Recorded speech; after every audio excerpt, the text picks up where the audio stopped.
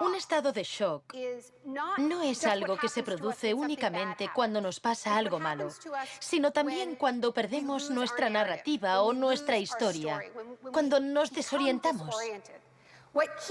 Lo que nos mantiene orientados, alerta y a salvo del shock es nuestra historia. Una época de crisis como la que estamos viviendo es ideal para pensar en la historia, en la continuidad, en las raíces. Es un buen momento para situarnos en la historia de la lucha humana. La doctrina del shock.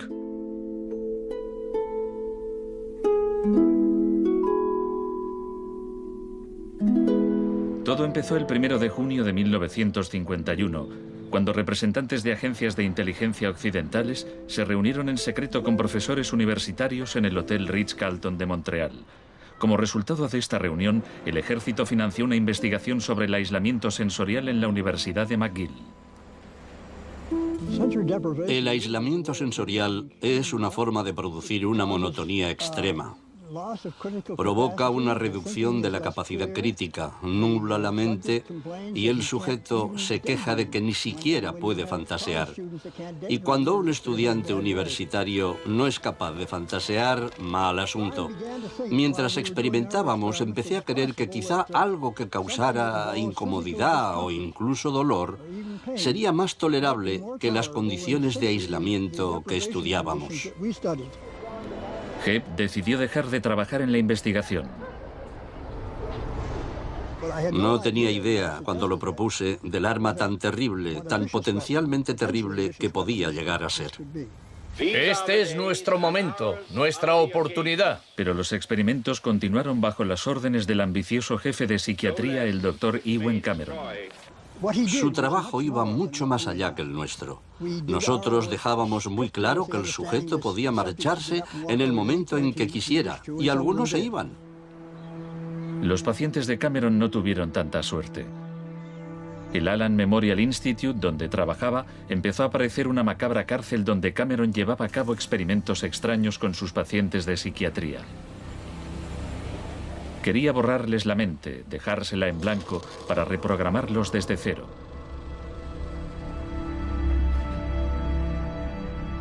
Janine Huart, una joven madre de 4 hijos, padecía una depresión posparto. Me entraban escalofríos cuando me decían: mañana te toca tratamiento de electrochoque. Me estremecía, me daba mucho miedo.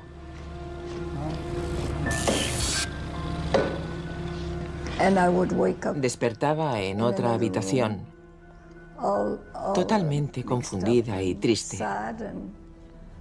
Y me quedaba muy afligida después. Iba por ahí caminando como una zombie. Cameron combinaba los electrochoques con las curas de sueño y la repetición de mensajes grabados. Decía: Janine, Janine, estás rehuyendo tus responsabilidades. No quieres cuidar de tu marido ni de tus hijos. Lo repetía una y otra vez. Suena como si la interrogaran. Sí, como si me interrogaran, pero ¿con qué objeto? La CIA no tardó en poner en práctica los hallazgos de Cameron.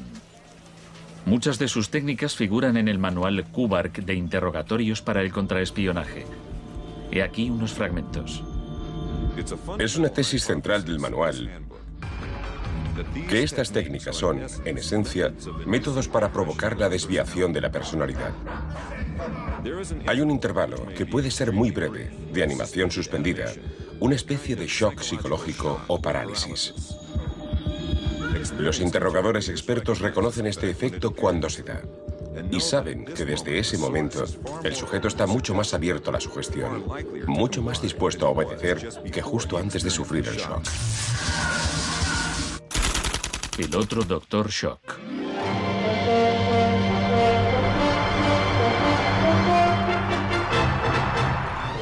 En la misma época en que Ewen Cameron realizaba sus experimentos en Montreal, un partidario de otro tipo de shock trabajaba no muy lejos de allí. Milton Friedman era profesor de economía en la Universidad de Chicago. Creía que la terapia de shock económico impulsaría a las sociedades a aceptar un capitalismo más puro y desregulado. En octubre de 2008, durante la mayor crisis financiera desde 1929, Naomi Klein acudió a la Universidad de Chicago para hablar de Milton Friedman. Cuando Milton Friedman cumplió 90 años, la Casa Blanca de Bush organizó una celebración en su honor y todos pronunciaron discursos, incluido George Bush, pero el mejor fue el de Donald Rumsfeld. Mi cita favorita de ese discurso de Rumsfeld dice así: Milton es la encarnación de una realidad, la de que las ideas tienen consecuencias. La tesis que sostengo es que el caos económico que ahora mismo impera en Wall Street, en la América Media y en Washington, deriva de muchos factores, por supuesto, pero que entre ellos están las ideas de Milton Friedman. El crack de 1929 en Wall Street desencadenó la Gran Depresión de los años 30. En la base de las tesis de Friedman estaba su oposición a la política del New Deal anunciada por el presidente Franklin Roosevelt en su discurso de investidura. Nuestra prioridad es conseguir que la gente tenga trabajo. No es un problema insoluble si lo abordamos de forma inteligente y con valentía. Quiero expresar mi firme creencia de que no debemos temer a nada, excepto al miedo en sí. Influido por el economista John Maynard Keynes, Roosevelt puso en marcha un programa de empleo público para que la gente volviera a trabajar. Hoy la depresión no es más que un vago recuerdo. Millones de hombres y mujeres han encontrado trabajo y por consiguiente seguridad y esperanza. No fue tan sencillo. La depresión duró hasta la Segunda Guerra Mundial, pero después el Plan Marshall generalizó el modelo regulador e intervencionista de Keynes en Europa.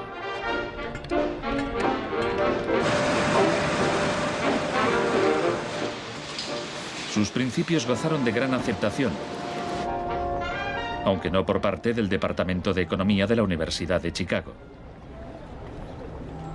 Milton Friedman, desde esta universidad, libró una guerra contra el New Deal. Friedman era miembro de un grupo llamado Sociedad Mont Pelerin, dirigida por el economista Friedrich von Hayek. Creían que si el gobierno dejaba de prestar servicios y de regular los mercados, los problemas de la economía se resolverían solos. En los 50 los consideraban bichos raros, pero en los últimos 30 años sus ideas se han convertido en la doctrina económica dominante. La tesis de la doctrina del shock es que nos han contado un cuento sobre cómo estas medidas radicales han triunfado en el mundo, que no se han propagado de la mano de la libertad y la democracia, sino que han requerido shocks, crisis y estados de emergencia. Milton Friedman entendía la utilidad de las crisis. Solo una crisis, real o percibida, produce auténticos cambios. Cuando esa crisis sobreviene, las medidas que se toman dependen de las ideas que flotan en el ambiente. Primera puesta a prueba, Chile. Fue en Chile donde los seguidores de Friedman aprendieron a explotar un shock o crisis a gran escala. Por lo general, los voceros del neoliberalismo, los publicistas oficiales, ni siquiera mencionan a Chile.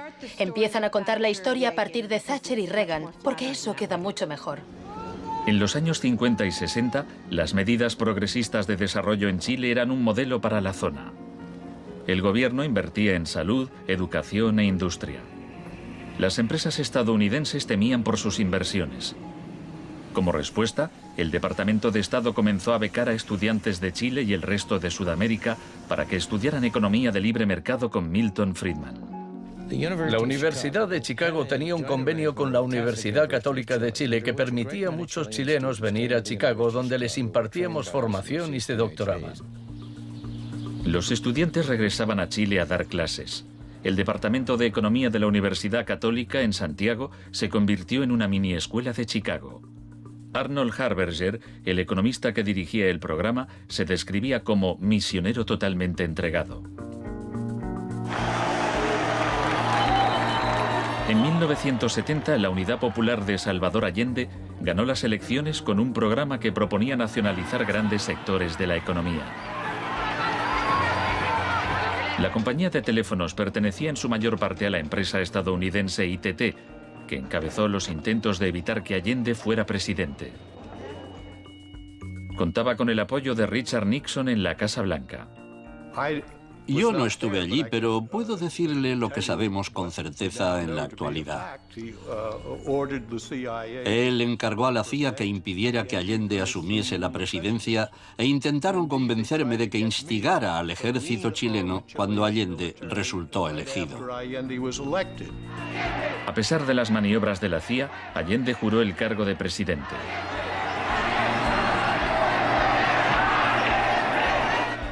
Richard Nixon ordenó al director de la CIA que hiciera gritar a la economía. El señor Nixon es presidente de Estados Unidos y yo soy presidente de Chile. Yo no tendré un término despectivo contra el señor Nixon mientras el señor Nixon respete al presidente de Chile. Comenzó a fraguarse un golpe militar. Los Chicago Boys chilenos se pusieron a trabajar en un programa económico de 500 páginas llamado El Ladrillo. Con dinero de Estados Unidos se hizo todo lo posible por desestabilizar la economía. Se declaró una huelga de camioneros que paralizó fábricas y tiendas. Hubo un golpe de Estado fallido el 29 de junio de 1973. Después, el 11 de septiembre, bajo el mando del general Pinochet, el ejército asaltó el Palacio Presidencial. El shock de la guerra. Chile había disfrutado durante 41 años ininterrumpidos de un régimen democrático que estaba siendo derrocado por medio de la violencia. Para Pinochet y sus partidarios el golpe era una guerra, y desde luego estaba concebido para parecerlo. Fue el precursor chileno de la doctrina militar de shock y pavor.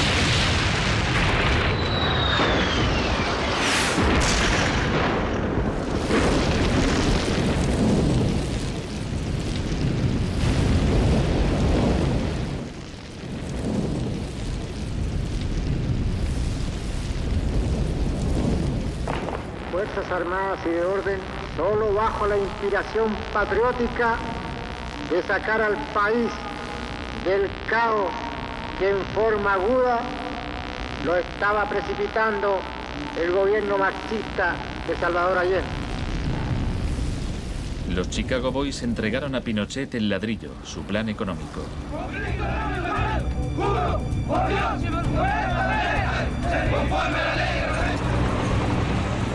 Los días siguientes, más de 13.000 opositores fueron detenidos y encarcelados.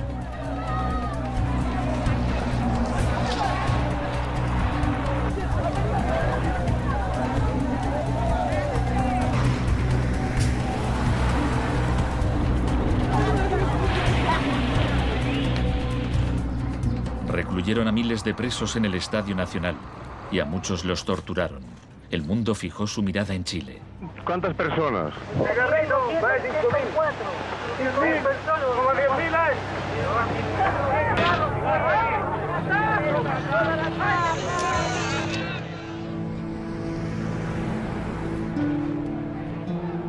A principios de noviembre liberaron a 5.000 presos.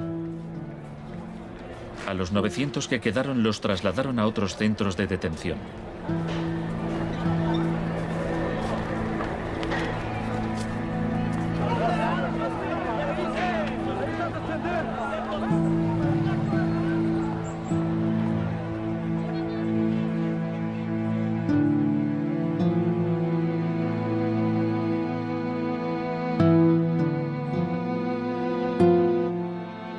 Menos de un mes después, la FIFA dejó a Chile jugar una eliminatoria para el Mundial de Fútbol en ese mismo estadio. Su rival, la Unión Soviética, se negó a jugar allí, así que se permitió a Chile marcar en portería vacía y clasificarse para el Mundial de 1974. Porque fueron tocando sin adversario hasta el otro lado. El shock económico. Aprovechando el estado de shock de la población, Pinochet impuso las medidas recomendadas por los Chicago Boys, suprimió el control de precios, privatizó empresas estatales, eliminó aranceles de importación y redujo el gasto público. Más tarde, Friedman reconoció abiertamente la importancia del experimento chileno. Se trataba del primer caso en que un avance hacia el comunismo daba paso a un avance hacia el libre mercado. No dio resultado. Al cabo de un año había una inflación del 375% anual, la más alta del mundo. Así que en marzo de 1975, Arnold Harberger y Milton Friedman volaron a Santiago. Empleó una expresión que nunca se había utilizado en el contexto de una crisis económica mundial. Exigió un tratamiento de shock. Dijo que él era como un médico que iba a ayudar a un país asolado por una epidemia y simplemente recetaba el remedio. Friedman escribió que el general Pinochet se mostraba receptivo a la idea de un tratamiento de shock, aunque era evidente que le preocupaba el paro temporal que podía causar.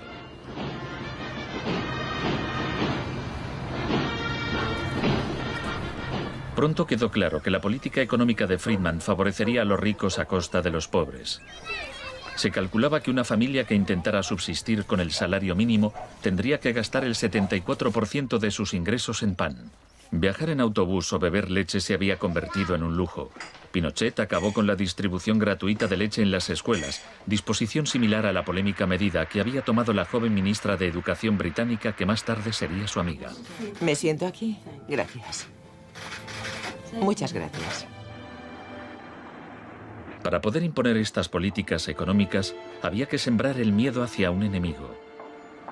Tampoco creo yo que se haya triunfado totalmente sobre el marxismo. El marxismo es como un fantasma. Cuesta mucho tomarlo. Mejor dicho, no se puede tomar.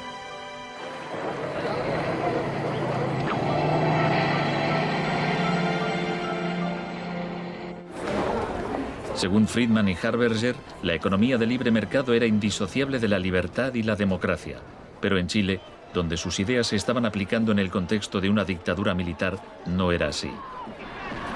Muchos latinoamericanos veían una relación directa entre los shocks económicos que empobrecían a millones de personas y las torturas infligidas a quienes creían en una sociedad distinta. Orlando Letelier era uno de ellos. Letelier había sido embajador de Allende en Washington. Pasó un año en una de las cárceles de Pinochet antes de exiliarse en Estados Unidos. En 1976, Letelier escribió: el plan económico tenía que imponerse por la fuerza, y en Chile esto solo podía conseguirse por medio de miles de asesinatos, el establecimiento de campos de concentración por todo el país y el encarcelamiento de más de 100.000 personas en 3 años.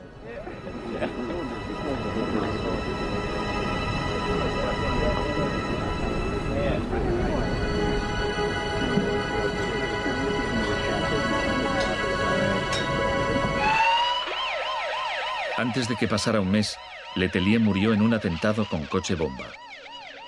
Buenas tardes. Una potente explosión ha destrozado un coche que circulaba por el normalmente tranquilo Embassy Road de Washington. El chileno era Orlando Letelier, ministro de Exteriores durante los últimos meses del régimen marxista del difunto Salvador Allende. Damos paso a Richard Roth. Michael Townley, miembro de la policía política secreta de Pinochet, estaba detrás del atentado. Había entrado en Estados Unidos con pasaporte falso y la CIA estaba al corriente de ello. Michael, buenas noches. Buenas noches, Pablo.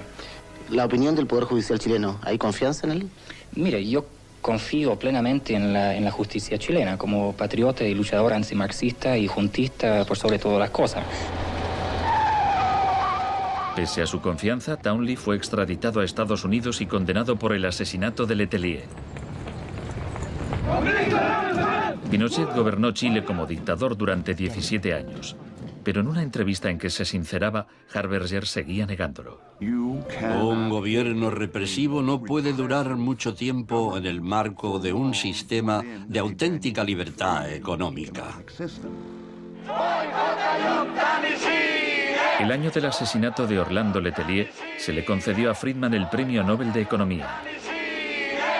Saben, tienen una idea totalmente deformada de lo que pasó. Les explicaré un par de cosas. En primer lugar, universidades chilenas me ofrecieron 2 títulos honoríficos antes de que yo viajara allí.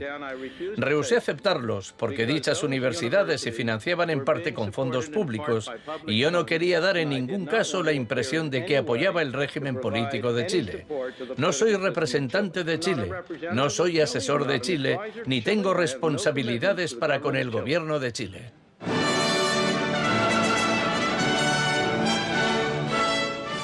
Y ahora le cedo la palabra al profesor Milton Friedman. Friedman, vete a casa. Friedman, vete a casa.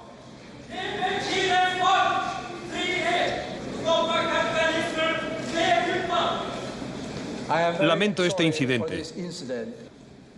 Podría haber sido peor.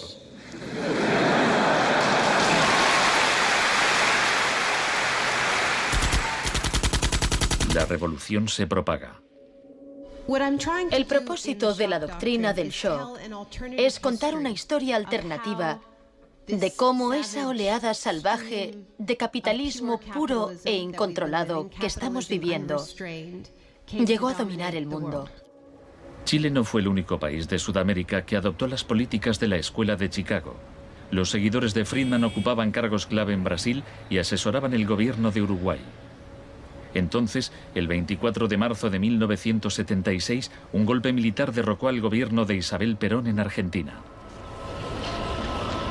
Una junta de 3 generales tomó el poder bajo el mando del general Videla.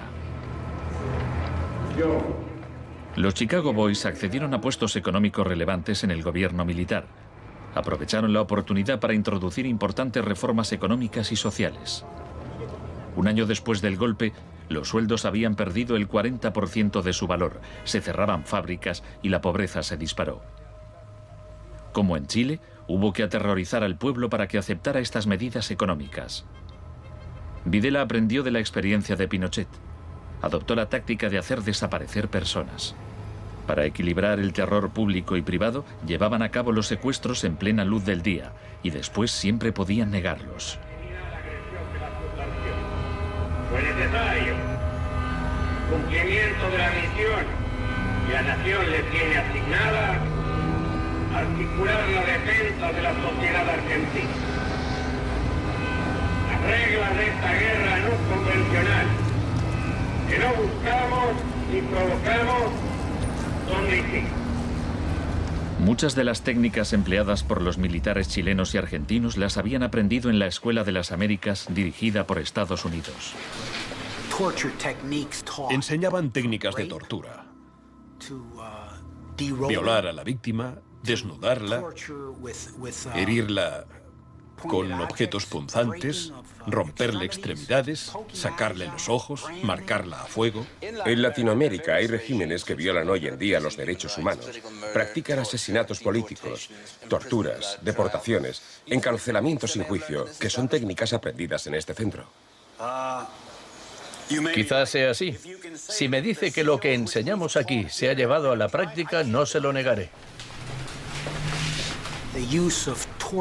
El uso de la tortura contra un soldado enemigo conocido para obtener algún tipo de ventaja militar me parece justificable y acertado. Ir más allá, utilizar las técnicas de tortura solo para intimidar a la gente, es un grave error, poco ético e inmoral. Pero en Argentina y Chile estas técnicas no solo se emplearon con soldados o terroristas, sino con estudiantes y sindicalistas, con todo aquel que se opusiera a la política de libre mercado del régimen.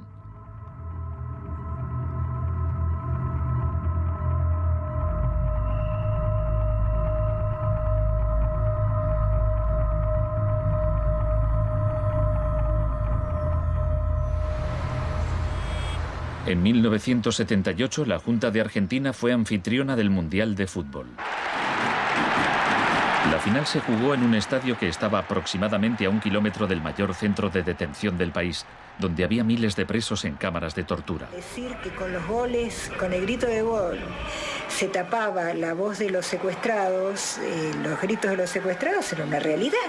Organización extraordinaria, miles y miles de banderas, miles y miles de gargantas enronquecidas, 25 millones de argentinos que tienen un solo color, el celeste y blanco.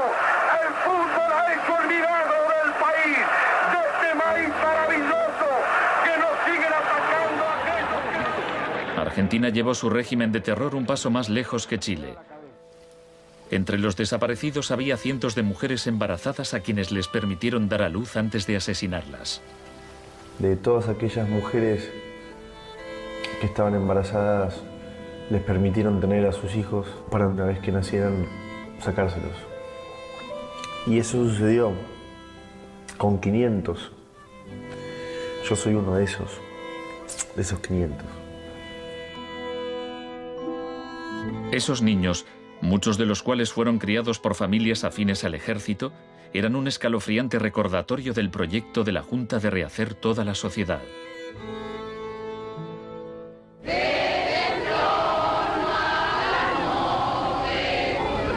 Cuando la Junta aún detentaba el poder, un grupo de madres y abuelas de desaparecidos empezaron a protestar en la Plaza de Mayo.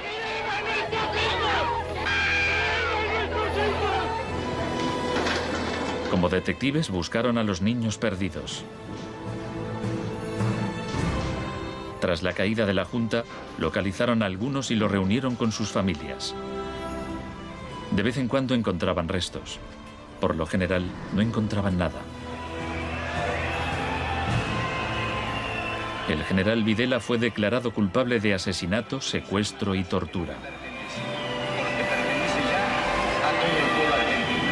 Señores jueces, nunca más.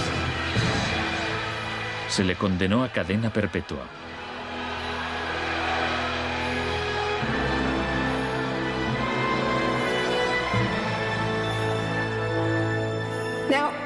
Estos primeros experimentos en Latinoamérica plantearon a Friedman y a sus acólitos un serio problema ideológico.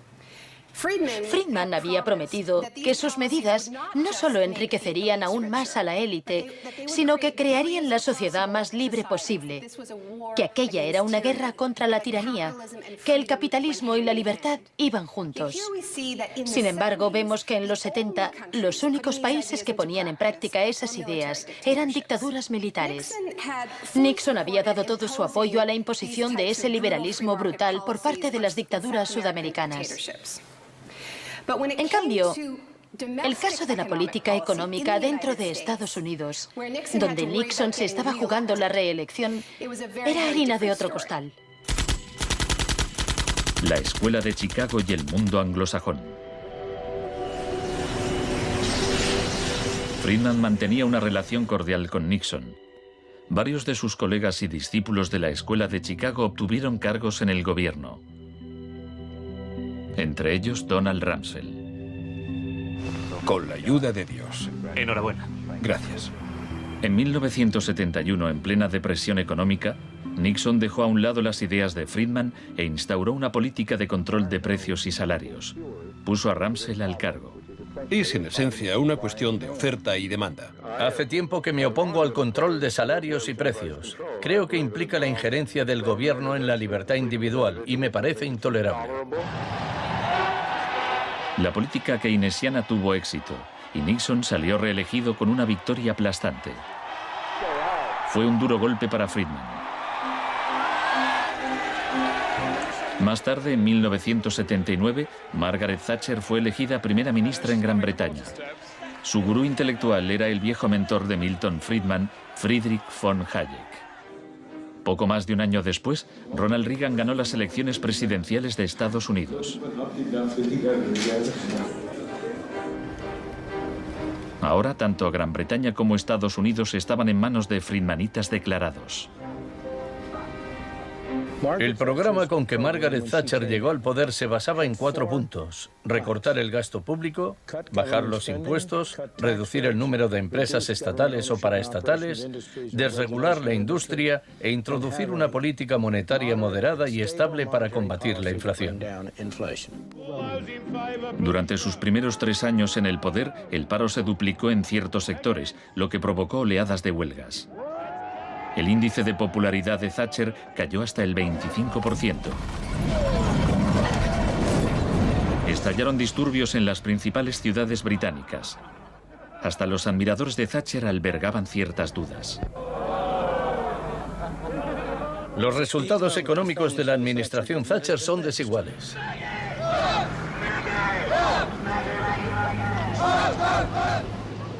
A quienes esperan ansiosos a que yo haga caso del eslogan favorito de los medios, dar vuelta atrás, solo puedo decirles una cosa: dad vuelta atrás vosotros si queréis. La dama no es partidaria de ello. Friedrich von Hayek instó a Thatcher a adoptar las políticas de shock económico de Pinochet. Ella replicó: en Gran Bretaña, con sus instituciones democráticas y su necesidad de un alto grado de consenso interno, algunas medidas tomadas en Chile son del todo inaceptables. La enorme impopularidad de Thatcher demostraba una vez más que el fundamentalismo del libre mercado era demasiado impopular y perjudicaba directamente a demasiada gente como para sobrevivir en un sistema democrático que requería el consentimiento de los gobernados, a diferencia de una dictadura militar. Lo que sacó a Thatcher del abismo y salvó finalmente el proyecto fue una crisis, la crisis suprema, de hecho, una guerra. Estamos aquí porque, por primera vez en muchos años, un territorio de soberanía británica ha sido invadido por un país extranjero. El gobierno ha decidido que un importante destacamento zarpe en cuanto se hayan ultimado todos los preparativos. El acorazado Invincible irá en cabeza. La mayoría de los británicos ni siquiera había oído hablar de las Malvinas, pero cuando Argentina invadió el pequeño archipiélago a miles de kilómetros de distancia, en el Atlántico Sur, Thatcher aprovechó la ocasión para hacer honor al apodo Dama de Hierro. Caballeros, me dicen que la bandera blanca ondea sobre Stanley. La guerra terminó menos de 3 meses después. Cuando las tropas regresaron al Reino Unido, las celebraciones patrióticas inundaron el país. Thatcher ganó las elecciones de 1983 por amplia mayoría. Esto le permitiría aplicar una forma de terapia de shock económico como la impuesta en Chile.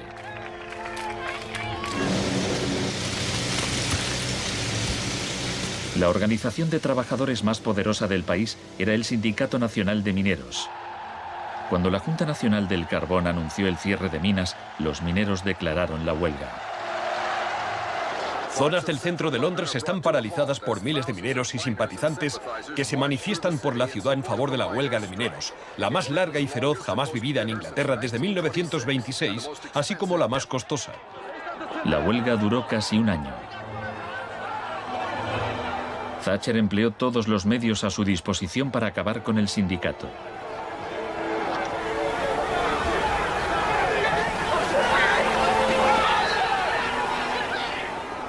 Al final, los mineros fueron derrotados. Thatcher aprovechó esta victoria para implantar la revolución de la Escuela de Chicago en su país. Una serie de anuncios vistosos promocionaba un programa de privatizaciones masivas. Thatcher vendió la industria del acero, el agua, la electricidad, el gas, el teléfono, aerolíneas, el petróleo. Privatizó las viviendas públicas, salieron a concurso los servicios municipales. En 1986 se desregularon los servicios financieros y la banca. Se le llamó el Big Bang. No hace falta que le recuerde a ninguno de los presentes que el Big Bang es solo el principio. En el Reino Unido, antes de Thatcher, un gerente general ganaba 10 veces más que el empleado medio. En 2007 ganaba más de 100 veces más.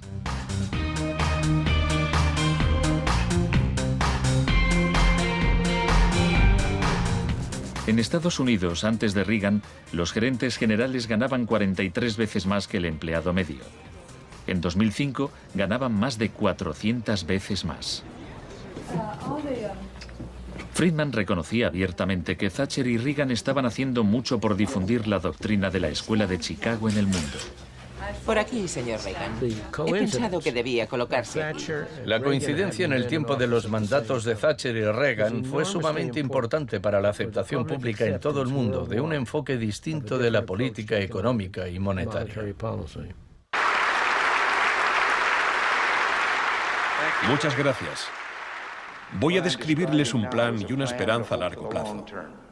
Que el avance de la libertad y la democracia relegue al marxismo-leninismo al basurero de la historia, tal como ha hecho con otras tiranías que coartan la libertad e impiden que la gente se exprese. Más allá del telón de acero. Todos conocemos el cuento de hadas sobre la caída del comunismo. Occidente, con Reagan y Thatcher al mando, parecía tan próspero a los ojos de la gente del bloque comunista que ésta a su vez empezó a exigir medidas radicales de libre mercado. En realidad no sucedió así. Es cierto que quienes vivían oprimidos por el autoritarismo comunista querían la democracia de verdad y que querían poder ir a comprar tejanos y a comer Big Macs. Eso es cierto. Pero eso no significa que aspiraran al capitalismo salvaje con oligarcas descontrolados y sin protecciones sociales, que acabó por instaurarse en tantos países del bloque del Este que aún lo padecen hoy en día. Thatcher había hecho lo posible por socavar el poder de los sindicatos en el Reino Unido, pero en 1988 viajó a Polonia para ofrecerle su apoyo al sindicato Solidaridad. Se trata del proceso para pasar de donde están ahora a donde quieren estar. Como consecuencia de las huelgas en Polonia, se permitió a Solidaridad participar en las elecciones de junio de 1989, lo que a su vez desencadenó oleadas de manifestaciones en toda Europa del Este.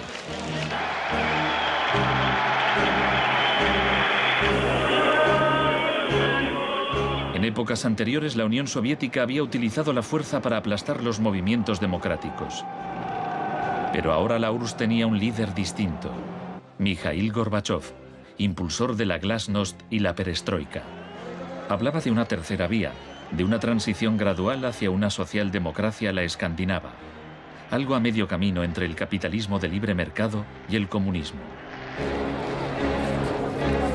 Gorbachov cautivó al público y los políticos de Occidente.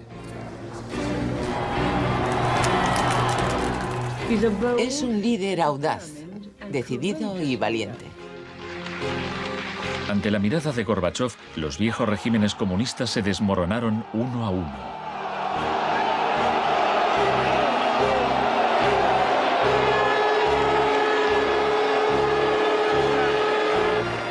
A finales de año, el símbolo más famoso de la división de Europa fue derribado.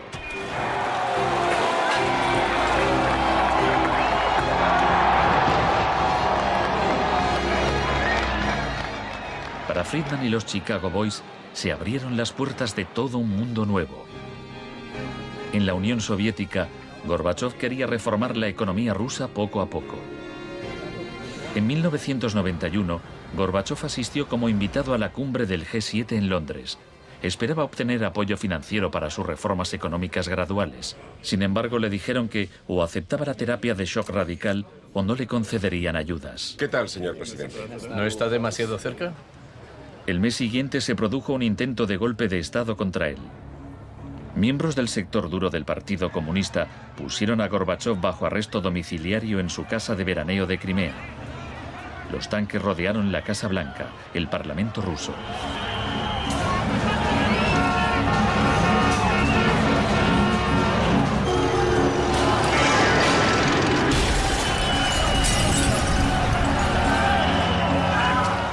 En En el caos de los enfrentamientos callejeros, era evidente que, para reforzar su posición, el sector duro debía recurrir a la violencia. Estos choques entre el pueblo y las fuerzas del orden son algo nunca visto desde los tiempos lejanos de la Revolución Rusa. Hoy, cuando amanecía sobre un mar de escombros, empezaba a quedar claro que el golpe se estaba desmoronando. El edificio del Parlamento ruso estaba a salvo. El ejército no había intervenido. Y en el interior, Yeltsin tenía más poder que nunca.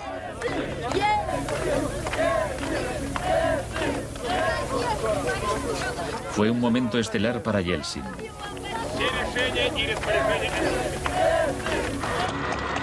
Gorbachov fue puesto en libertad y regresó a Moscú, pero había perdido buena parte del poder. Aplaudo los elevados principios del pueblo ruso y también los del presidente Boris Yeltsin. En diciembre de 1991 se disolvió la Unión Soviética, un shock profundo para el pueblo ruso. Yeltsin se hizo cargo entonces de la política económica de la Federación Rusa. El libre mercado llegó a Rusia y con él el caos. La adopción de las doctrinas de la Escuela de Chicago por parte de Rusia marcó el principio de un nuevo capítulo en la cruzada por el libre mercado. Fue shock en estado puro, sin nada de terapia. Pese a los intentos oficiales por promover el capitalismo popular, lo cierto es que un puñado de empresarios amasó grandes fortunas. Se vendieron empresas estatales a precio de saldo. La prensa rusa apodó a los asesores de Yeltsin los Chicago Boys.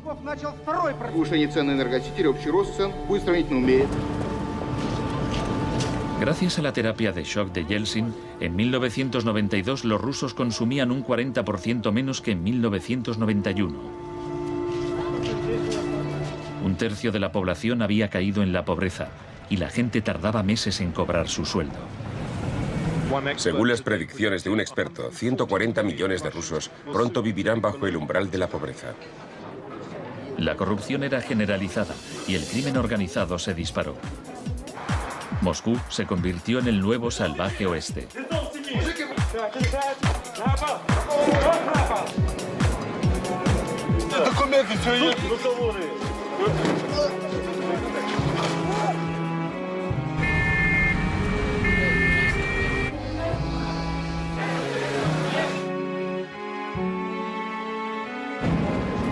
La mayoría de los rusos se oponía a que el radicalismo de los Chicago Boys se implantase en su país. En marzo de 1993, el Parlamento tomó una decisión crucial.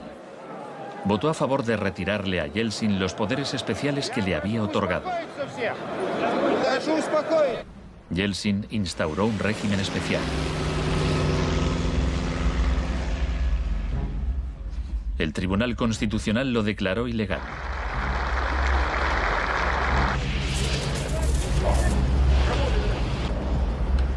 El 21 de septiembre, Yeltsin, al estilo Pinochet, disolvió el Parlamento. A partir de hoy quedan suspendidas las funciones legislativas, administrativas y de control del Parlamento de la Federación Rusa. Occidente puso su influencia al servicio de Yeltsin. Creemos que Boris Yeltsin es la mayor esperanza para la democracia en Rusia. 2 días después, el Parlamento votó a favor de destituir a Yeltsin por 636 votos a 2. Miles de partidarios del Parlamento se congregaron frente a la Casa Blanca e intentaron tomar la televisión.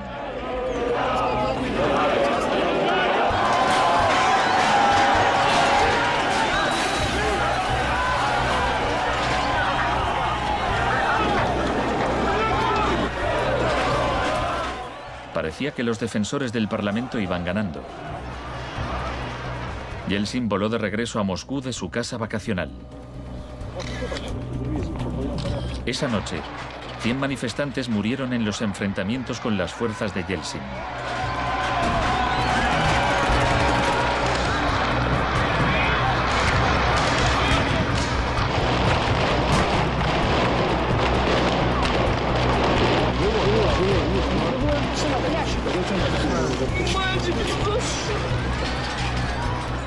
El 4 de octubre, Yeltsin ordenó al ejército que atacara la Casa Blanca y bombardeara el mismo edificio que él había defendido 2 años antes.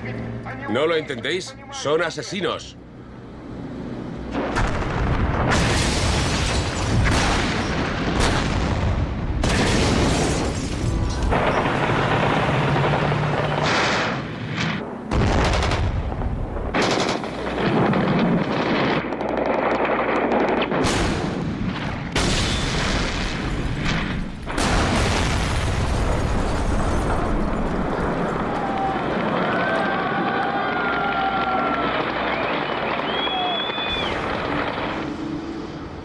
Warren Christopher, el secretario de Estado norteamericano, dijo: Estados Unidos no suele apoyar la suspensión de parlamentos, pero corren tiempos excepcionales.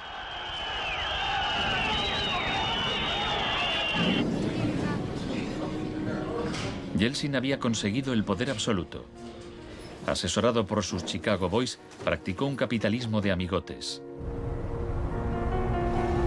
Se pusieron a la venta más industrias estatales, y así nació una nueva clase de empresarios multimillonarios con influencia política, los oligarcas.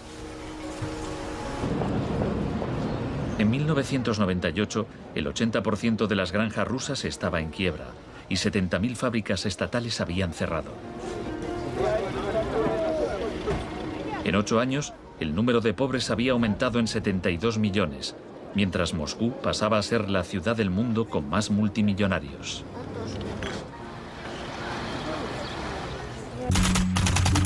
Un nuevo enemigo.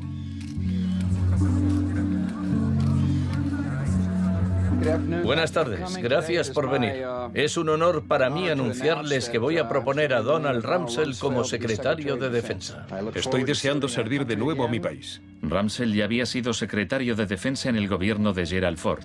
En ese entonces, el enemigo a temer era la Unión Soviética. No afirmo que nos estén invadiendo los rusos, sino sus tendencias. No digo que midan 3 metros, sino que medían 1,60 m, ahora 1,80 m y siguen creciendo. Ahora había un nuevo enemigo más cerca de casa. El 10 de septiembre de 2001, Rumsfeld expuso en un discurso sus planes para privatizar parte del ejército de Estados Unidos. Milton Friedman se habría sentido orgulloso.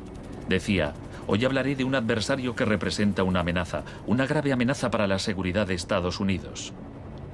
Dicho adversario es uno de los últimos bastiones de la planificación central.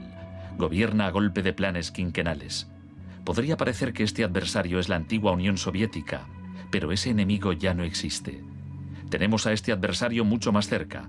Es la burocracia del Pentágono. Hoy le declaramos la guerra a la burocracia. Al día siguiente, el vuelo 77 de American Airlines se estrelló en el Pentágono y mató a 184 personas.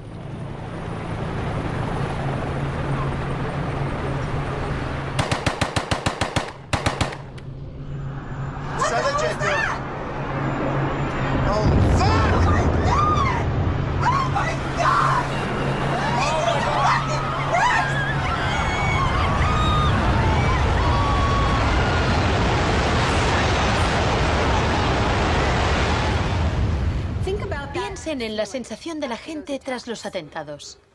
¿Quién es esa gente? ¿De dónde son? ¿Por qué nos odian? Se produjo una rotura de esquemas colectiva. No vivíamos en el mundo en que creíamos vivir. Y nuestros líderes no dejaban de repetir que todo aquello que creíamos entender antes del atentado ya no era vigente.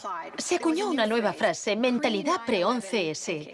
Lo que ocurrió en ese momento fue que surgieron teorías nuevas por arte de magia sobre un choque de civilizaciones. De pronto, ese era el mundo en que vivíamos. Resultó que había un eje del mal y que estábamos librando una guerra contra el terrorismo.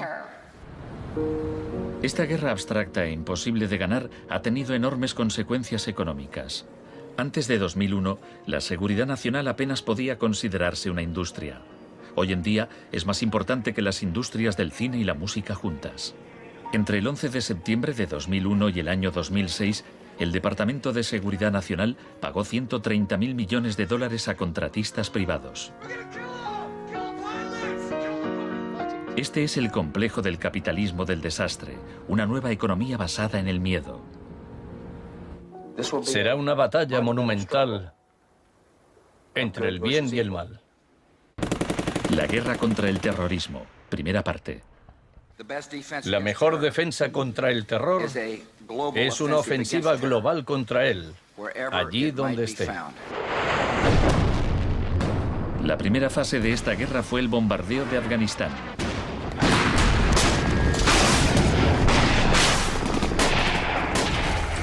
El gobierno talibán fue derrocado rápidamente. La posguerra resultó más complicada. Nuestra lucha contra el terrorismo empezó en Afganistán, pero no acaba allí. Buscamos sobre todo detenidos que nos sirvan para extraerles información.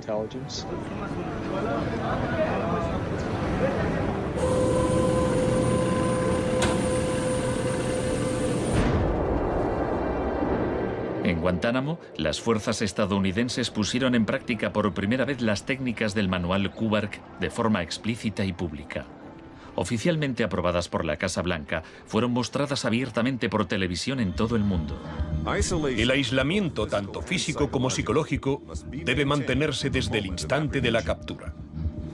La capacidad de resistir se ve reducida por la desorientación. Los presos deben guardar silencio en todo momento y jamás se les debe permitir hablar entre sí. 3 de los presos, Asif Iqbal, Rual Ahmed y Shafiq Rasul, eran de Tipton, Inglaterra. Pasaron más de 2 años en Guantánamo antes de que los liberasen sin cargos.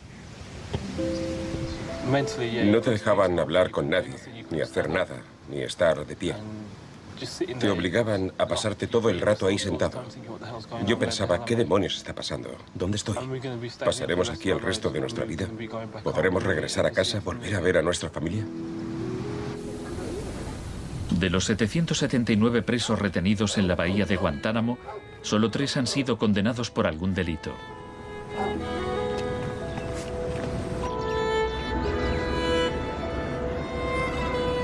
Lo único que sé a ciencia cierta es que son mala gente. Era un mensaje para todo el mundo, un mensaje muy claro. Esto es lo que te pasa si te interpones en nuestro camino. La guerra contra el terrorismo, segunda parte. La guerra contra el terrorismo no se libra contra un solo hombre o contra un solo país. Se alegaron muchas justificaciones para la invasión de Irak. Pero si Estados Unidos realmente hubiera querido invadir un país que presuntamente albergaba a líderes de Al-Qaeda, tenía armas nucleares y vendía tecnología nuclear a otros países, Pakistán habría sido la opción más obvia. Tenía contactos estrechos con los talibán y el poder estaba en manos de un dictador militar. En cambio, George Bush eligió como objetivo Irak, el país con la tercera mayor reserva de petróleo del mundo.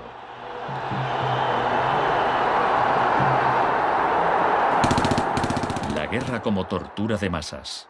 Los planes de guerra del Departamento de Defensa no son como los de la Guerra del Golfo. Están más en la línea de la invasión de Panamá de 1989. Según ha podido saber la CBS, se iniciará en el llamado Día con A de ataques aéreos, ataques tan devastadores que hará que los soldados de Saddam no puedan ni quieran oponer resistencia. La idea es que el bombardeo sea tan intenso que produzca, en palabras textuales, shock y pavor. Si el Pentágono se ciña a su plan de guerra actual, en un día de marzo, la aviación y la Armada lanzarán entre 300 y 400 misiles de crucero contra objetivos en Irak, más que en los 40 días que duró la primera guerra del Golfo. Será un ataque de una magnitud nunca antes vista, nunca antes prevista. Harlan Ullman es uno de los artífices del concepto shock y pavor, que consiste en lanzar un gran número de bombas guiadas de precisión. Esto produce un efecto inmediato, como el de las bombas nucleares de Hiroshima. No es cuestión de días o de semanas, sino de minutos.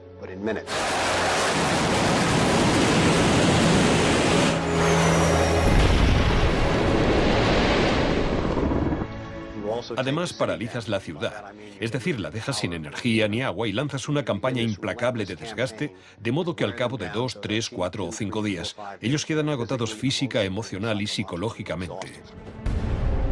Anoche una zona de 1 milla cuadrada del centro de Bagdad parecía el infierno en la tierra. Durante la primera oleada de bombardeos, los ciudadanos de Bagdad sufrieron una versión del aislamiento sensorial descrito en el manual Kubark. En el caos que siguió a la caída de Saddam Hussein, Estados Unidos hizo poco por impedir los saqueos. Algunos cargos del gobierno incluso los consideraban un punto de partida para desmantelar el Estado iraquí. John Agresto, encargado de reorganizar la educación superior, veía el saqueo de escuelas como una oportunidad para empezar de cero. De hecho, antes de las sanciones, Irak tenía el mejor sistema educativo de la región y una tasa de alfabetización del 89%. En cambio, en Nuevo México, estado natal de Agresto, el 46% de los ciudadanos eran analfabetos funcionales. En Irak se aplicaron 3 formas de shock distintas que actuaban a la vez y se complementaban entre sí. Estaba el shock de la guerra, seguido de inmediato por la terapia de shock económico impuesta por Paul Bremer. Y como la resistencia a esa transformación económica, a ese shock económico rápido iba en aumento, se aplicó el shock de la represión y la tortura, 3 clases de shock distintas. El shock económico.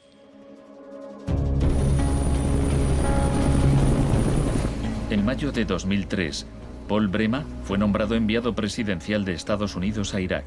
2 semanas después de su llegada, declaró el país listo para los negocios. Creemos que la coalición cuenta con una autoridad lo bastante amplia para decidir el rumbo de la economía iraquí. Bremer sabía poco sobre Irak, pero mucho sobre el capitalismo del desastre. Había fundado la Crisis Consulting Practice en los inicios del boom de la seguridad nacional. Hoy es un día muy importante en Bagdad. Bremer dedicó los primeros 4 meses a aprobar medidas clásicas de la Escuela de Chicago. Rumsfeld aseguraba que Irak tenía unas de las leyes fiscales y de inversión más avanzadas y atractivas del mundo libre. Una de las primeras disposiciones de Bremer fue despedir a 500.000 empleados públicos. Se trataba en parte de un acto de desbaacificación, pero reducir el gobierno era también algo muy friedmanita. Se prometieron fondos para la reconstrucción. Nuestra inversión en el futuro de Afganistán e Irak es el mayor compromiso de estas características desde el Plan Marshall. En realidad, era justo lo contrario. Mientras que el fin del Plan Marshall era impulsar la industria europea, la ayuda a Irak se invirtió en empresas de Estados Unidos. Los pocos iraquíes que consiguieron empleo estaban al final de una serie de subcontratistas.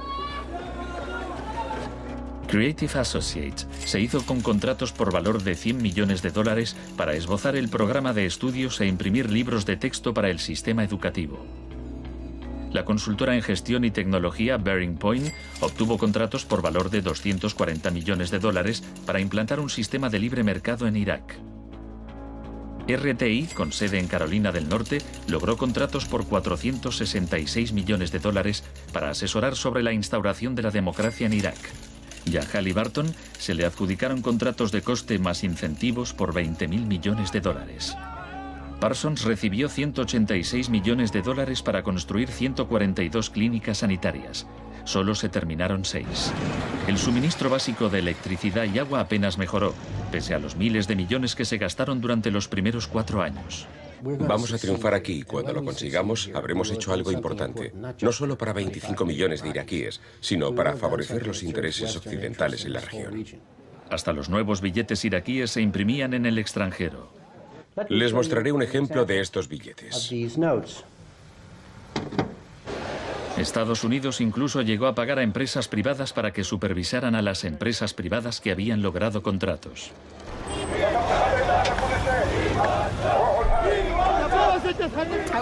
Estuve en Bagdad en 2004, cuando empezaban a cometerse atentados con frecuencia. De hecho, la noche en que llegué, una bomba estalló muy cerca del hotel. Pero lo que más me impactó entonces fue que, a pesar de la violencia y del caos, los iraquíes salieron a la calle a protestar al día siguiente. 19 muertos y 100 heridos en Nayaf. Lo que pedían en esa época era elecciones, tener voz y voto en el desarrollo de la era post-Saddam. En los primeros días de la ocupación, las protestas eran pacíficas, pero a medida que pasaba el tiempo, como las protestas no daban resultado, cada vez más iraquíes se unían a la resistencia armada.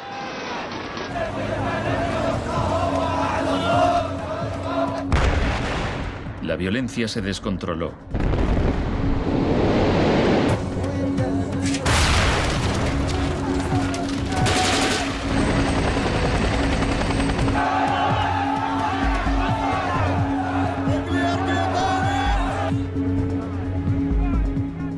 Como había ocurrido en Sudamérica 3 décadas antes, se dejaban cuerpos en la cuneta a modo de advertencia.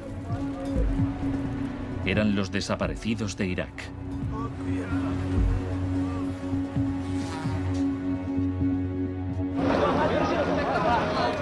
Se tomaron medidas extremadamente agresivas para aplastar a la oposición. El shock de la represión.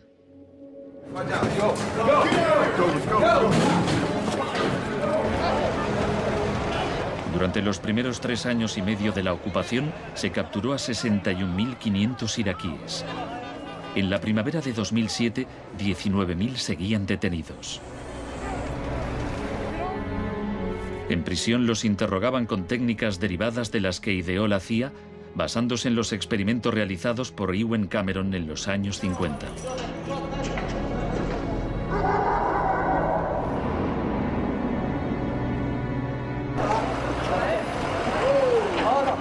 Según la Cruz Roja, altos cargos del ejército estadounidense admitieron que entre el 70 y el 90% de las detenciones en Irak fueron errores.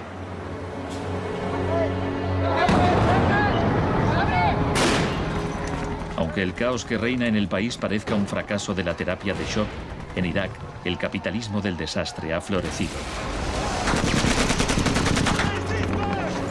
El desastre en sí era una buena oportunidad para hacer negocio.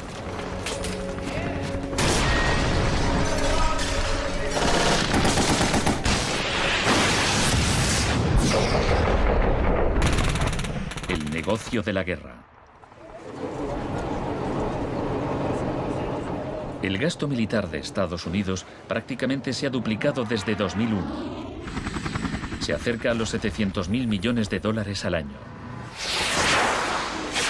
Ya en 1961, el presidente Eisenhower, que no era precisamente de izquierdas, advirtió del peligro de un ejército demasiado poderoso. La conjunción de una estructura militar inmensa y de una gran industria de armamento es algo nuevo en la historia de Estados Unidos. Debemos precavernos contra una adquisición de influencia injustificada, deliberada o no, por parte del complejo industrial militar. No debemos permitir jamás que esa combinación suponga un riesgo para nuestras libertades o nuestros procesos democráticos. La guerra de Irak ha sido el conflicto más privatizado de la historia contemporánea. La zona verde de Bagdad es una versión extrema de lo que está pasando en todo el mundo. Se trata de una zona privada y segura, protegida del caos exterior.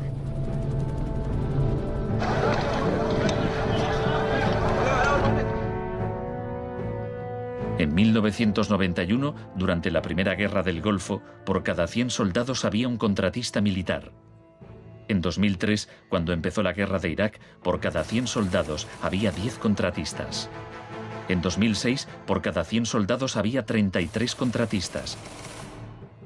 Un año después, por cada 100 soldados había 70 contratistas. En julio de 2007 había más contratistas que soldados en Irak. Esto iba incluso más lejos de lo que Milton Friedman se había atrevido a soñar. Lo único que no privatizaría son las Fuerzas Armadas, los tribunales y algunas carreteras y autopistas. Una de las empresas contratadas más relevantes era Blackwater USA. Durante la batalla de abril de 2004 en Nayaf, Blackwater asumió el mando de los marines estadounidenses. Docenas de iraquíes murieron durante la operación. Estados Unidos había blindado las empresas privadas contra las leyes iraquíes, por lo que éstas funcionaban en un vacío legal, un poco como Guantánamo. Le pregunté al secretario de Defensa hace un par de meses bajo qué se rige. El señor Rumsfeld... Iba a preguntárselo yo. Siga.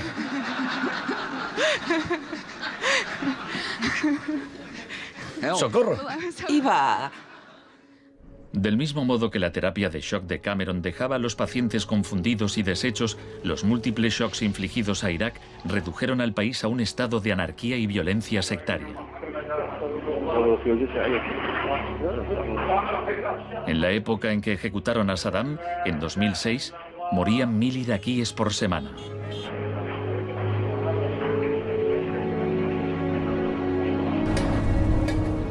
En abril de 2007, la Agencia de la ONU para los Refugiados calculaba que 4 millones de personas habían tenido que abandonar su hogar. Cientos de miles de iraquíes habían muerto. Creo que los historiadores escribirán con toda claridad que hicimos algo extraordinario y noble aquí.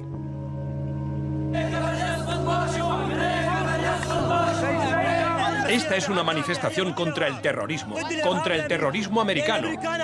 Los americanos arrestan y matan a mujeres y niños, insultan a los ancianos y matan a los jóvenes. América es terrorismo, América es terrorismo.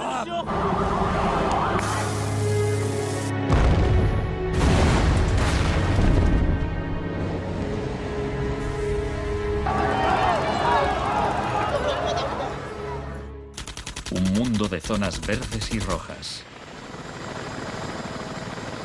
Cuando el huracán Katrina llegó a Nueva Orleans en agosto de 2005, el mundo presenció horrorizado una especie de apartheid del desastre. Quienes tenían recursos se marcharon de la ciudad, mientras decenas de miles de desfavorecidos tuvieron que quedarse prácticamente sin ayuda del Estado. Fui a Nueva Orleans cuando la ciudad todavía estaba inundada y descubrí que lo que había visto en Irak se repetía, no en un período de posguerra, sino después de un terrible desastre natural. Milton Friedman murió en 2006. La última recomendación que hizo sobre política oficial aparece en un artículo que publicó en el Wall Street Journal 3 meses después del Katrina. Dice, la mayor parte de las escuelas de Nueva Orleans están en ruinas y también las casas de los alumnos. Los niños se han dispersado por todo el país.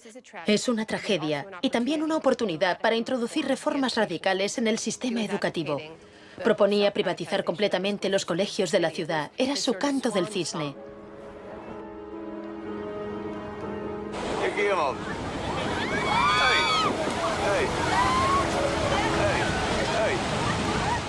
Fui testigo de un proceso similar en Sri Lanka, en los días que siguieron al tsunami de 2004.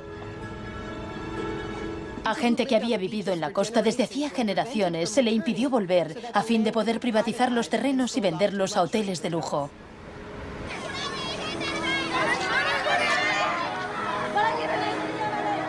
Justo a esto me refiero con la expresión doctrina del shock, al saqueo sistemático del sector público después de un desastre, cuando la gente está demasiado ocupada haciendo frente a la emergencia, a sus problemas diarios, para proteger sus intereses.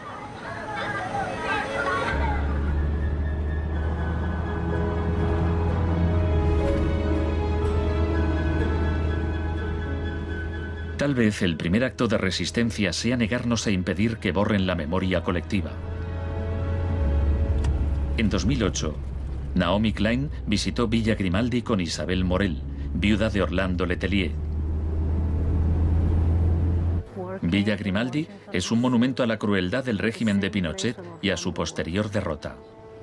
Villa Grimaldi fue el principal centro de tortura mientras se buscaba implementar la política de shock económico. Esta es la que tú señalas en el libro como las casas de uno por uno donde estaban los detenidos en Villa Grimaldi. No le tenía ningún cariño a Pinochet, pero considero que fue nuestro maestro en muchos sentidos. Aprendimos qué era el mal.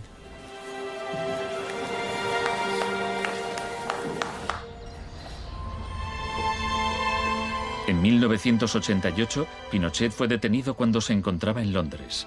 Su vieja aliada, Margaret Thatcher, permaneció a su lado. Sé lo mucho que le debemos.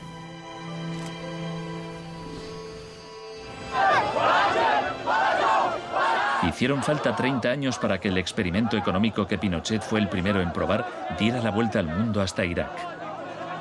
Aún así, las similitudes entre pasado y presente son asombrosas. Entre los campos de concentración de Pinochet y el centro de detención de Bush en Guantánamo. entre los desaparecidos de Chile y los de Irak,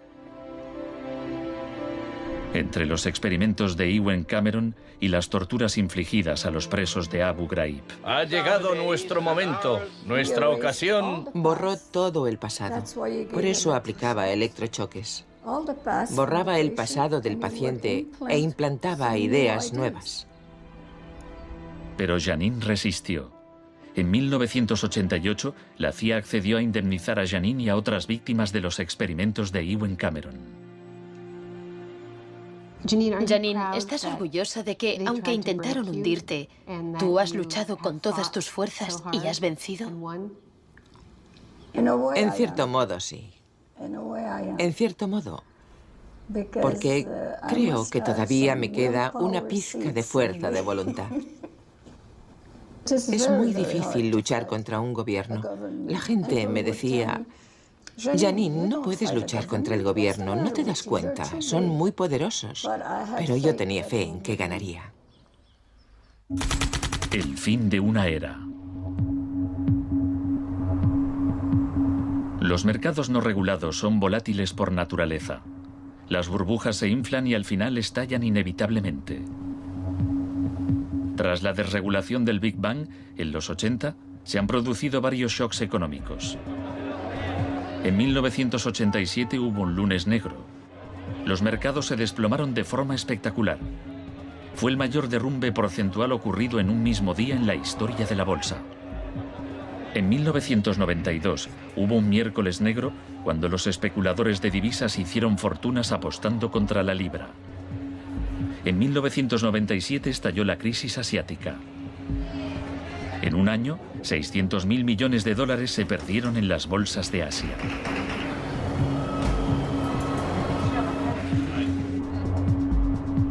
Y finalmente, en septiembre de 2008, los mercados financieros implosionaron. El mercado no está funcionando correctamente. Ha habido una pérdida generalizada de confianza.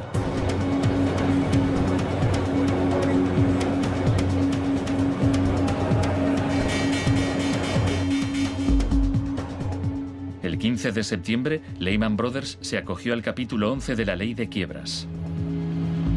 Solo una semana después, se anunció que los empleados de sus oficinas en Nueva York cobrarían 2.500 millones de dólares en primas. Se calcula que empresas de Wall Street pagaron 18.400 millones en primas el año del crack. Pese al torrente de retórica populista de quienes dicen plantar cara a los peces gordos y defender a los ciudadanos sencillos y no a Wall Street, nos encontramos ante una transferencia de riqueza de proporciones incalculables. Se está transfiriendo riqueza del sector público, de las manos del gobierno, que la ha recaudado de la gente de a pie en forma de impuestos, a manos de las empresas y los individuos más ricos del mundo. Huelga decir que son los mismos individuos y empresas responsables de la crisis. Nos encontramos en medio de un tsunami crediticio imprevisible. He encontrado un fallo cuyo alcance y duración ignoro, pero es algo que me tiene muy inquieto. En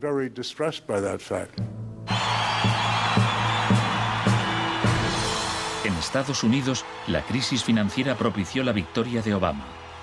El país quería cambiar de rumbo. ¡Hola, Chicago! Esta crisis está claramente considerada por casi todo el mundo un resultado directo de esta ideología concreta de la desregularización y la privatización. La magnitud de la crisis abre una puerta a la esperanza. La doctrina del shock, como estrategia, solo funciona si no sabemos que existe. Lo que me parece más esperanzador de la crisis económica actual es que esta táctica se está desgastando, pues el factor sorpresa ha desaparecido. Los tenemos calados y ya no nos engañan. Nos estamos volviendo a prueba de shocks. La última vez que el mundo sufrió una crisis financiera tan grave como esta, la gente abrazó las medidas keynesianas del New Deal. Quiero expresar mi firme creencia de que no debemos temer a nada, excepto el miedo mismo. Más de 1 millón de personas se desplazó a Washington para asistir al discurso de investidura de Obama. Muchos periodistas lo compararon con Franklin Roosevelt. Últimamente se han trazado muchos paralelismos entre Obama y Franklin Delano Roosevelt. Así que hablaré un poco de este último. Les contaré una anécdota estupenda que podría ser inventada sobre cuando lo visitaban representantes de sindicatos u organizaciones progresistas y le proponían medidas nuevas y avanzadas para que las incluyese en el New Deal. Él los escuchaba con atención y al final decía: ahora salid ahí fuera y obligadme a hacerlo. Y ellos así lo hacían. En 1937, año clave para el New Deal, ¿saben cuántas huelgas se declararon en Estados Unidos? 4.740 huelgas que duraban un promedio de 20 días. ¿Saben cuántas huelgas hubo en 2007? 2. 21. En fin, la otra razón para recordar esta historia de la lucha social es que nos dice algo muy importante, algo que debemos recordar en estos momentos en que nos jugamos tanto. Nos enseña que si queremos políticas contra la crisis que hagan de este mundo un sitio más sano, justo y pacífico, tendremos que salir ahí fuera y obligarlos. Gracias.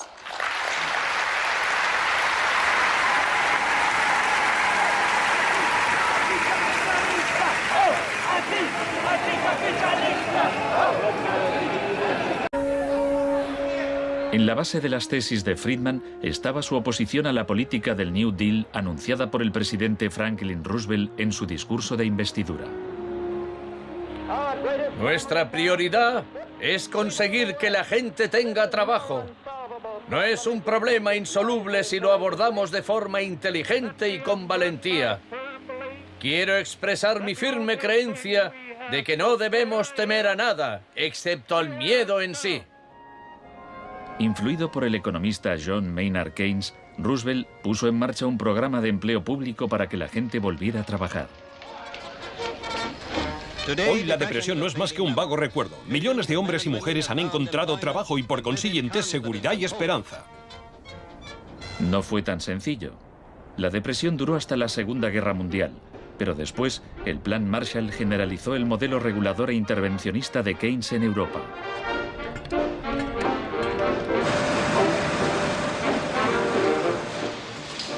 Sus principios gozaron de gran aceptación, aunque no por parte del Departamento de Economía de la Universidad de Chicago. Milton Friedman, desde esta universidad, libró una guerra contra el New Deal. Friedman era miembro de un grupo llamado Sociedad Mont Pelerin, dirigida por el economista Friedrich von Hayek. Creían que si el gobierno dejaba de prestar servicios y de regular los mercados, los problemas de la economía se resolverían solos. En los 50 los consideraban bichos raros, pero en los últimos 30 años sus ideas se han convertido en la doctrina económica dominante. La tesis de la doctrina del shock es que nos han contado un cuento sobre cómo estas medidas radicales han triunfado en el mundo, que no se han propagado de la mano de la libertad y la democracia, sino que han requerido shocks, crisis y estados de emergencia. Milton Friedman entendía la utilidad de las crisis. Solo una crisis, real o percibida, produce auténticos cambios. Cuando esa crisis sobreviene, las medidas que se toman dependen de las ideas que flotan en el ambiente. Primera puesta a prueba, Chile. Fue en Chile donde los seguidores de Friedman aprendieron a explotar un shock o crisis a gran escala. Por lo general, los voceros del neoliberalismo, los publicistas oficiales, ni siquiera mencionan a Chile. Empiezan a contar la historia a partir de Thatcher y Reagan, porque eso queda mucho mejor. En los años 50 y 60, las medidas progresistas de desarrollo en Chile eran un modelo para la zona. El gobierno invertía en salud, educación e industria. Las empresas estadounidenses temían por sus inversiones. Como respuesta, el Departamento de Estado comenzó a becar a estudiantes de Chile y el resto de Sudamérica para que estudiaran economía de libre mercado con Milton Friedman. La Universidad de Chicago tenía un convenio con la Universidad Católica de Chile que permitía a muchos chilenos venir a Chicago, donde les impartíamos formación y se doctoraban. Los estudiantes regresaban a Chile a dar clases. El Departamento de Economía de la Universidad Católica en Santiago se convirtió en una mini escuela de Chicago. Arnold Harberger, el economista que dirigía el programa, se describía como misionero totalmente entregado. En 1970, la Unidad Popular de Salvador Allende ganó las elecciones con un programa que proponía nacionalizar grandes sectores de la economía. La compañía de teléfonos pertenecía en su mayor parte a la empresa estadounidense ITT, que encabezó los intentos de evitar que Allende fuera presidente. Contaba con el apoyo de Richard Nixon en la Casa Blanca. Yo no estuve allí, pero puedo decirle lo que sabemos con certeza en la actualidad. Él encargó a la CIA que impidiera que Allende asumiese la presidencia e intentaron convencerme de que instigara al ejército chileno cuando Allende resultó elegido. A pesar de las maniobras de la CIA, Allende juró el cargo de presidente.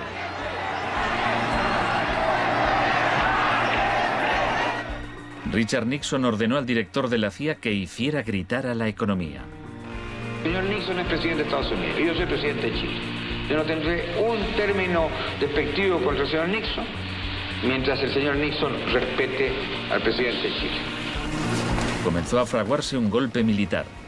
Los Chicago Boys chilenos se pusieron a trabajar en un programa económico de 500 páginas llamado El Ladrillo. Con dinero de Estados Unidos se hizo todo lo posible por desestabilizar la economía. Se declaró una huelga de camioneros que paralizó fábricas y tiendas. Hubo un golpe de Estado fallido el 29 de junio de 1973. Después, el 11 de septiembre, bajo el mando del general Pinochet, el ejército asaltó el Palacio Presidencial. El shock de la guerra. Chile había disfrutado durante 41 años ininterrumpidos de un régimen democrático que estaba siendo derrocado por medio de la violencia. Para Pinochet y sus partidarios el golpe era una guerra, y desde luego estaba concebido para parecerlo. Fue el precursor chileno de la doctrina militar de shock y pavor.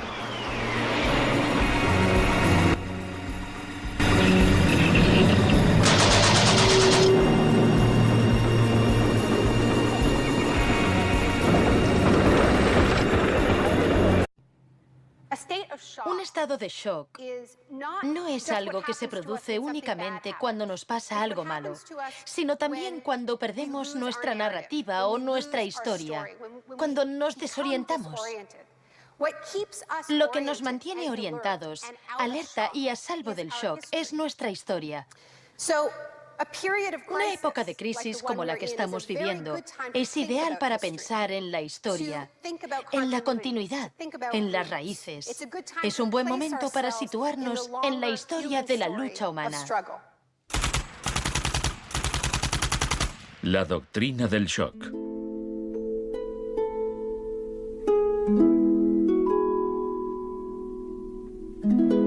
Todo empezó el 1 de junio de 1951, cuando representantes de agencias de inteligencia occidentales se reunieron en secreto con profesores universitarios en el Hotel Ritz-Carlton de Montreal.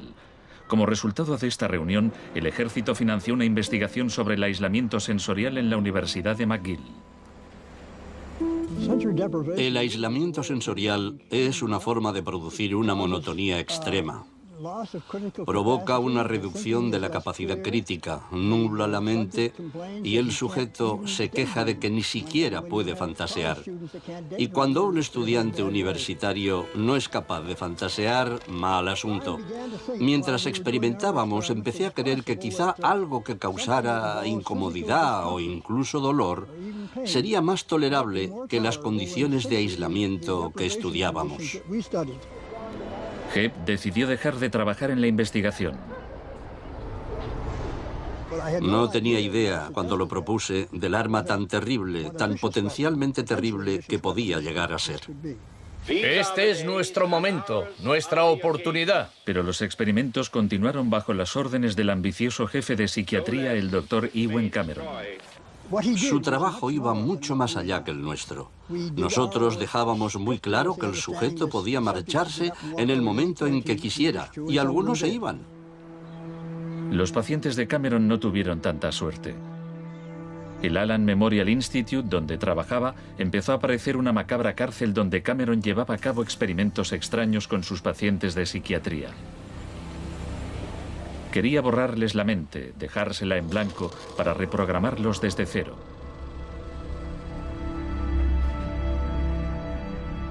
Janine Huart, una joven madre de 4 hijos, padecía una depresión posparto. Me entraban escalofríos cuando me decían, mañana te toca tratamiento de electrochoque. Me estremecía, me daba mucho miedo.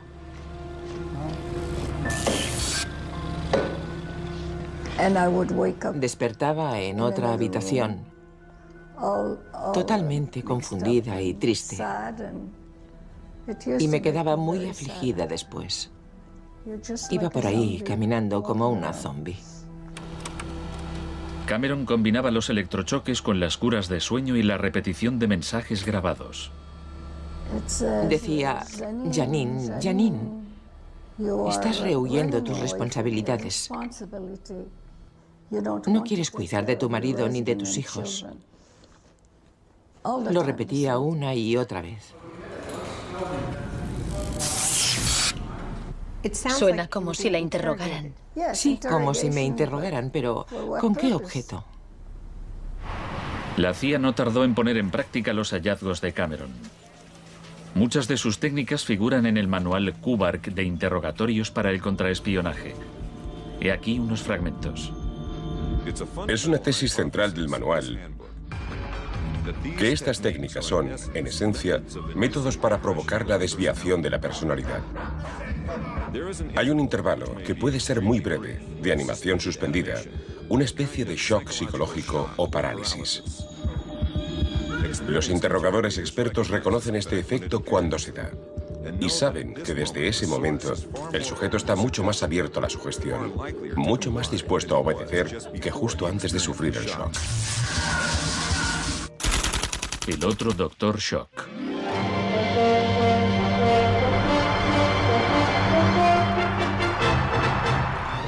En la misma época en que Ewen Cameron realizaba sus experimentos en Montreal, un partidario de otro tipo de shock trabajaba no muy lejos de allí. Milton Friedman era profesor de economía en la Universidad de Chicago. Creía que la terapia de shock económico impulsaría a las sociedades a aceptar un capitalismo más puro y desregulado. En octubre de 2008, durante la mayor crisis financiera desde 1929, Naomi Klein acudió a la Universidad de Chicago para hablar de Milton Friedman. Cuando Milton Friedman cumplió 90 años, la Casa Blanca de Bush organizó una celebración en su honor y todos pronunciaron discursos, incluido George Bush, pero el mejor fue el de Donald Rumsfeld. Mi cita favorita de ese discurso de Rumsfeld dice así: Milton es la encarnación de una realidad, la de que las ideas tienen consecuencias. La tesis que sostengo es que el caos económico que ahora mismo impera en Wall Street, en la América Media y en Washington, deriva de muchos factores, por supuesto, pero que entre ellos están las ideas de Milton Friedman. El crack de 1929 en Wall Street desencadenó la Gran Depresión de los años 30.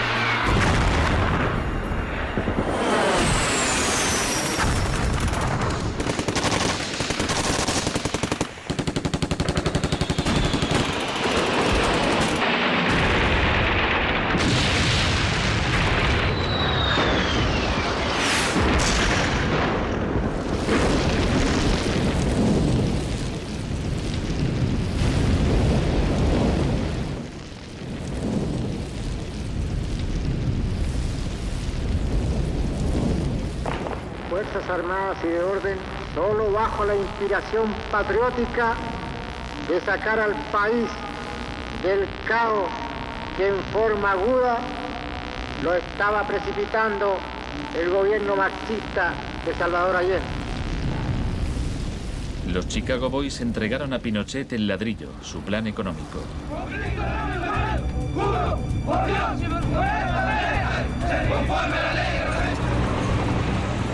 Los días siguientes, más de 13.000 opositores fueron detenidos y encarcelados.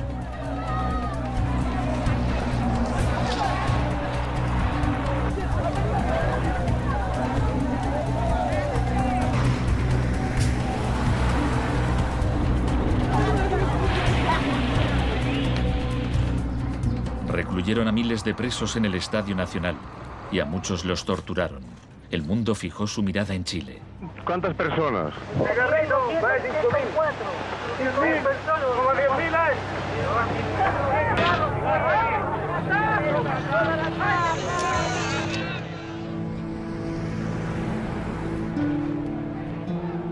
A principios de noviembre liberaron a 5.000 presos. A los 900 que quedaron los trasladaron a otros centros de detención.